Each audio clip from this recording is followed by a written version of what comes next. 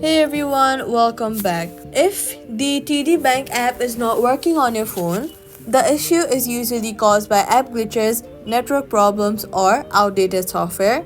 First of all, you're going to check your internet connection. Switch between Wi Fi and mobile data to see if the app loads.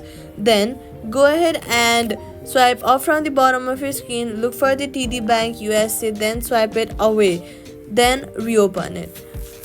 After that, restart your phone to clear the temporary system issues. Then, head over to your app store, search for TD Bank, then make sure the TD Bank app is fully updated. Sometimes issues like your app not working happens because you are using the outdated version of the app. Updating your app ensures you have all the latest files and bug fixes. Now, on Android, clear the app's cache. On iPhone, long press on the TD Bank app icon, then click remove app, then delete app. After deleting it, head over to your app store, download the app from the app store only. After these steps, the TD Bank app should open and work normally again, and that's it. Subscribe for more quick